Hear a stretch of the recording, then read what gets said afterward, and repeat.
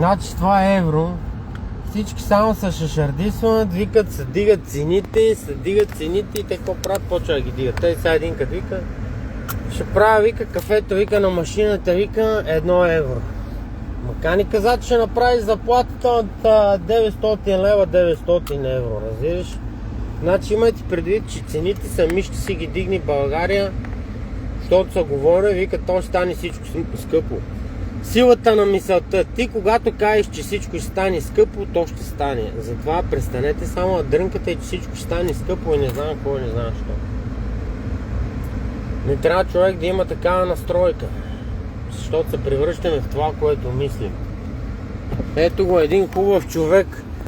Ще поскъпнат ли с еврото, ще поскъпнат ли нещата? Разбира се, всичко ще подвема, само ти даваш по едно. Ето, човек е убеден.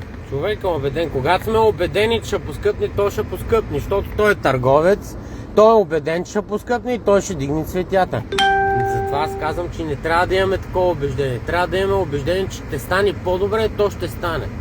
Това казват най-големите ментори. Да. Айде. Не виждаш. Той е убеден, че се дигне, той е търговец и той ще ги дигне.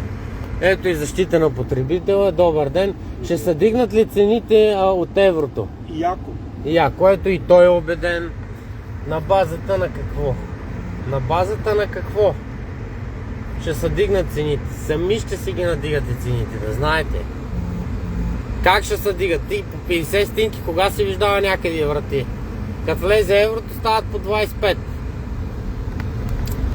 Това отивам на работа. Ще са звъняли сигурно за врати по 50 стотинки.